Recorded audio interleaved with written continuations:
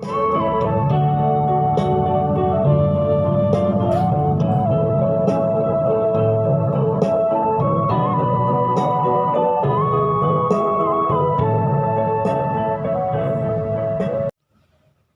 zone a ngai thatu zong te du sang na chipai kan bu veka chu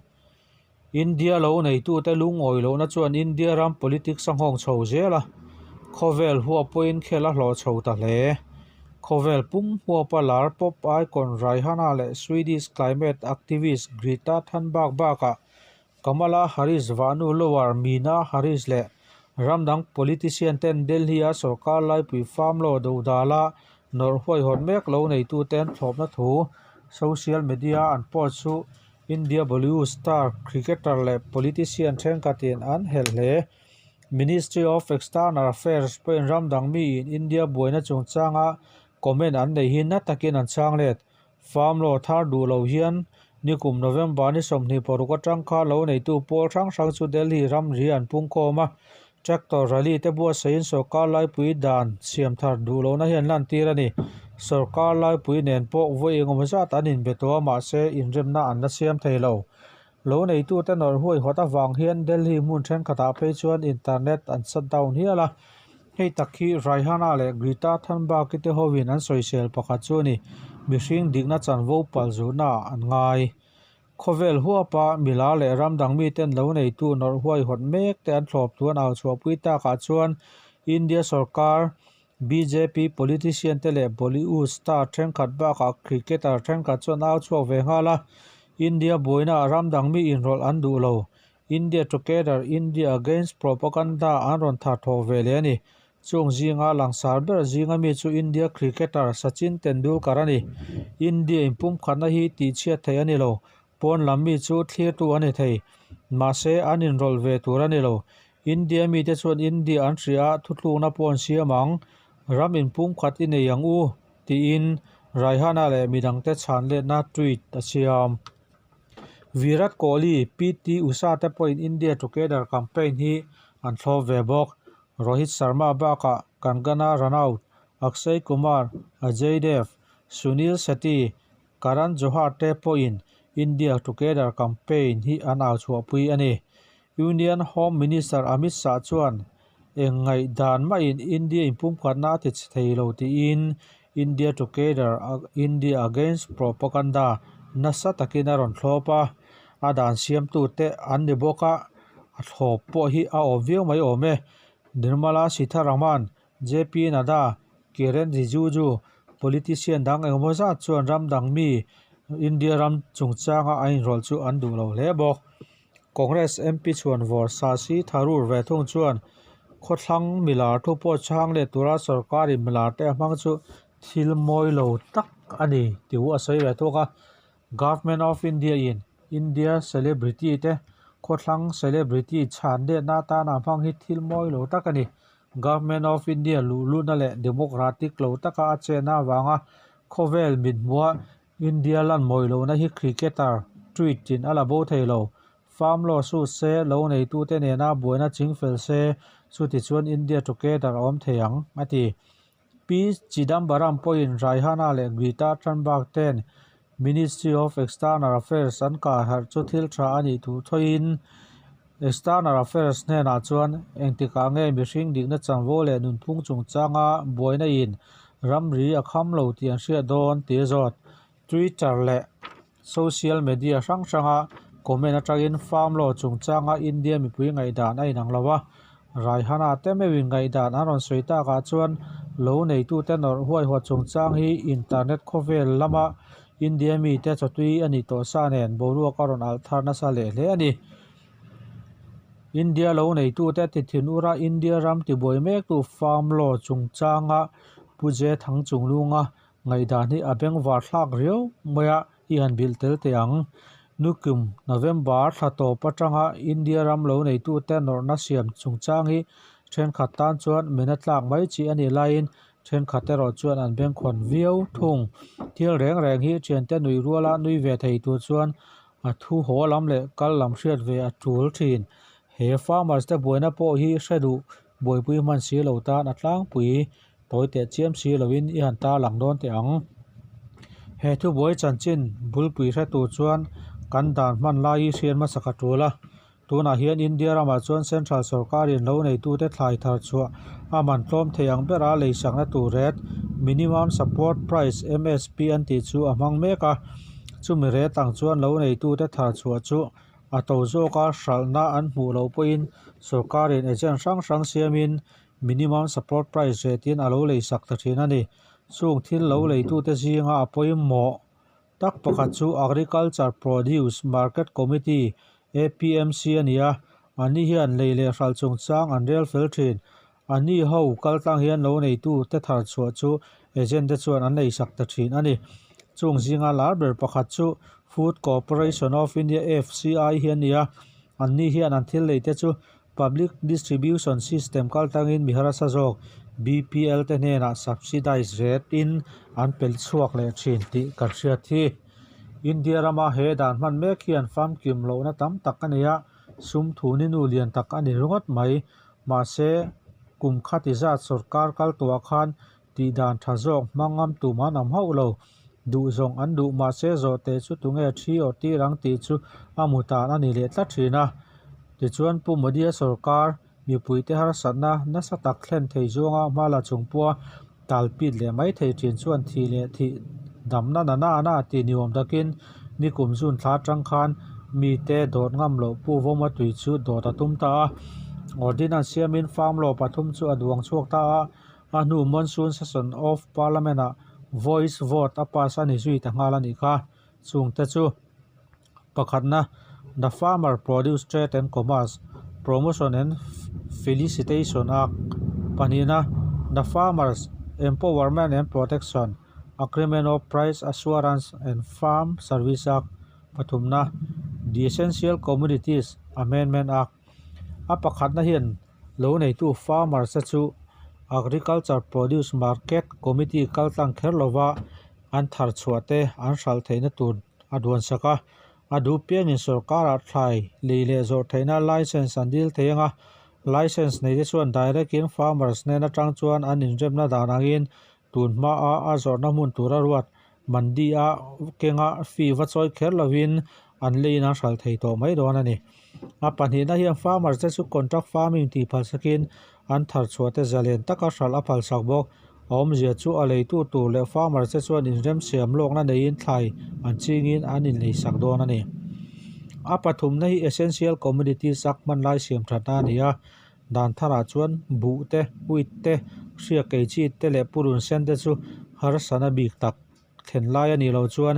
essential commodities a tel to tu ani don lo ani heng dan te hi tha ti tu ten tha ti viau hlom ma se a minga tang rongot phei hi chuan farmer se tan thulomom tak ni tur te point angai thei ome sarkar lam chuan he dan thar man tur hi sangkha zakwa somkwa pakata Indian economy thla zalen chhotak len khan te khinin dan thar chuan farmer se hlok na le ham that na sang aron thlen don ni an soi ni an soi dan chuan he dan man hun chuan farm sector infrastructure lama private investment na sa takin apunganga chuan masona na sa takaron thlen thei don ani sarkar lo om to sang te khan hetiang lama masona turin sumda tam tur an lo nei ngai lo kha nia ma se private investment alo tam chuan chu har sana chu alo kiang to don ani chu farm thang chho zel tura pe chuan ti mang mo nian ngai economic survey point chu ngai dan chu thlopin dan thar chuan economic zalen na ron thlen thei don ni in asoya heng dan thar hi farmers te na ho farmer zong za somre panga ze tomna agriculture produce marketing committee dan tuar tu berte tana duan ani wangin an tana thadon hle ni in an soi ani ma se chu ngai dan chu farmers te ha hol zong ani ve hau lo mai hei takhi tun ma tang har sana pal tlang thei lo nia lo ngai thin chu ni politician ten in chir the ton na na mangfowa mandeu lok po khan bihara athu soina prime minister modi chuan tunma sarkar local pui tu te khan hetiang siam that na ron na siam tu suami na than committee te ron na ti pui tling du lawa apu kha ania chuti lai chuan ama sarkar ngai po chuan supreme court a suami na than recommendation chu ti pui tin thei ani lo ti in alo soi vele tho boka zolbu ka etang theu ani berome atopa chuan thile thi atita ani ber mai ome farmers te hlau thon ber chu dan thar hian minimum support price MSP ron ti boemo omzenei lawa ron siam emo chu ani agriculture produce marketing committee APMC pon lama thlai hralle lei theina chuan sarkarin farmers te hena tanga mandi hmuna an thar chu a lei sak thren chu ati tlem an lawa minimum support price dan ti dalani chuan tunma a khelawa lo mu thin kha an mu thei tor lo an hlau ani ber tuna hian sarkar chuan thlai hrang somhi chuang atan minimum support price rate ati sang chawa ma se chu ti lai chuan sarkar agent ten mandia an lei ber chu bu huit le dal te an ni bera chung ho chu essential commodity zinga tel lo tur a lo ni ta box si mandi system le minimum support price kalpui mek hian farmers lian ho deuh chau ham thana thlen nia choi nia sangni sompanga a modi sarkar in adin santa kumar committee chuan Indian farmers za paruk vel chawin minimum support price hi an chhor ni na hmuwa chung hlok puite te chu Punjab Haryana le UP mun then khat deuh chaw ani ati Punjab le Haryana a chuan farmers te bu le hui thar chu za a somsari panga tanga somriat lai an lei sak phak ni in atalang hei wang hian tuna norna siamna sat ber na po Punjab Haryana le UP mar thlang bun then khat ani nge ani hi minimum support price hi Punjab Haryana farmers tan bi khian apoi mo ema wangin tuna hian agriculture produce marketing committee hi private a thilin leidon puin man ngei turin anor reng ani tin India rama minimum support price po hi politics thila a sensitive em lain economy zo ngai ro chuan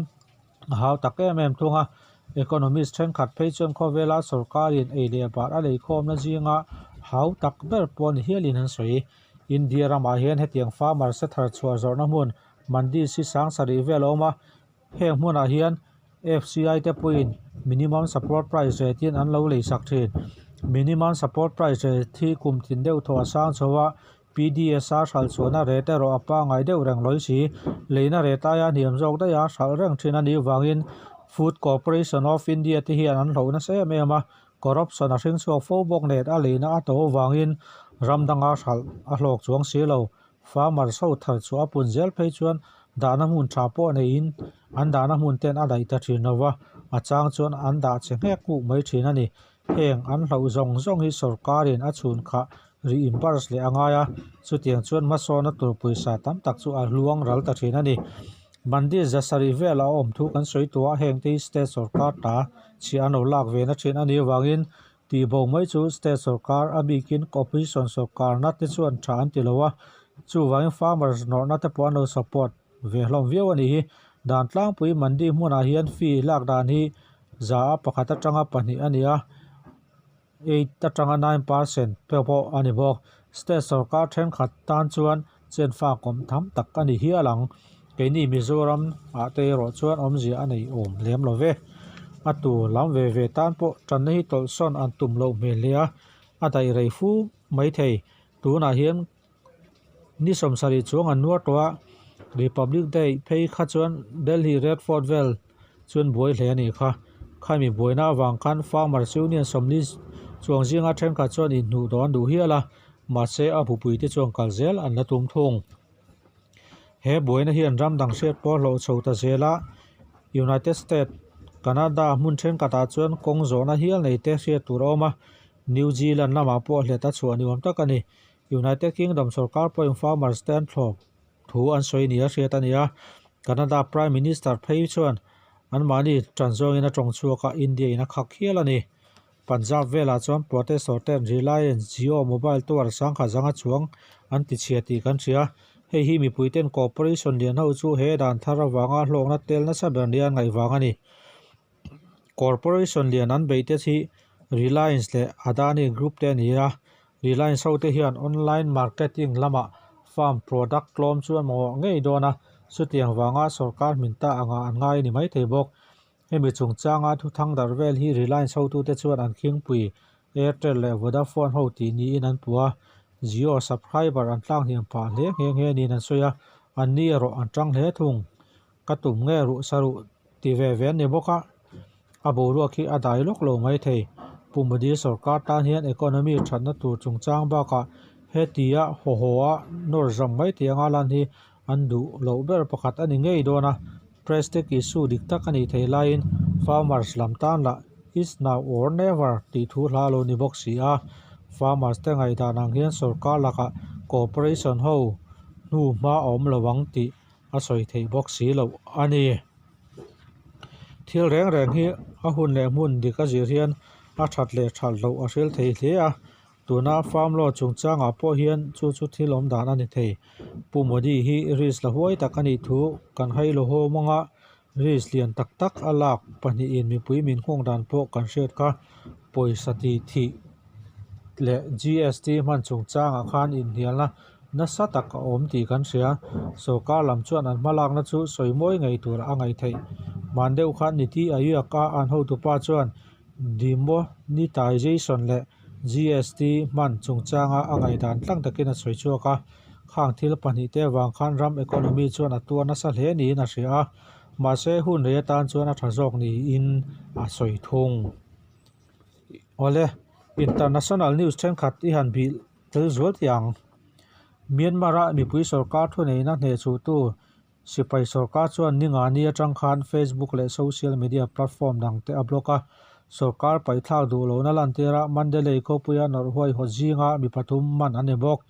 Myanmar ram mi pui makta do isonga pathum jinga aza ve do to hian Facebook khian manga thotan nia sipai chakna manga sarkar pai thak ani po khan eptolam chuan lungoi lo lalan tir na man ro beratan an manga civil disobedience movement campaign po Facebook kaltang hian an nei zui ngala ni Ministry of Communication and Transport on social media platform te ko khian a hi February ne sari thleng kalpui ani don ti ta langa blog ani chani soi fei mitam takin ram chung boruak ti chiatomin thudik tok lo the dana ta na manga he wang hian Facebook mang tu mitam takrel ru an ti bui pha ni ati Myanmar police ta chuan sipai ten athu nei na an ne chua an hren zui Aung San Suu Kyi chu dan kala rampon tanga imbiak po na man ruate laluta puin thu boyan siam saka nilai ni khan police chuan kota kumsom sari pangami Suu Kyi hi ruain thu boyan te luta an ram khopui nei pitoa che nei nan dapna walkie talkie radio an man thu an ta lang hei radio heng radio te dan lowa lak lu ni in an puwa Suu Kyi hian dan lovin heng radio te hi alulu ni in an pu ani he buai a hian thiam lo chantir ani chuan kum thum thleng zel tan tir the ani nga Suu Kyi hi thotani khan sipai te nan mana a che nei na pon sok theilu tura hren zui nia soi ani ma se man ani nu hian a hmele mo thala ke mo mu tur ala om lo sipai ten Suu Kyi ruala an man President Win Min po National Disaster Management Law noya nikum election campaign laya COVID-19 restriction palzuta an mani thlop tu te nena meeting bosaya pu ani bok ninga ni khan mandalay khopuya sipai te che dan du lo na lan tirania hei hi sipai ten sarkar thu nei na an hne chu wanga lungoi lowa street protest nei ma sak ber na nia soyani nor hoi hotte hian sipai chakna manga sarkar thu nei na chu sak an du lo na thu jiak teng kenga ruai tungman te chu chua tura an phu thuan au pui bok police te chuan nor hoi hotte hi nodarin an jinga bathum chu an manzui ani United States President Joe Biden administration chuan ni lai ni khan United States le Russia in nuclear chungchanga in remnan siam chu kumnga dang atan aposei hei hian ram pani in kara ral thuam siang konga in tlan siana om thei chu apum piltir an bei sei thuan soi bok United States le Russia in nuclear threat yan siami ato mani chia an posei le ani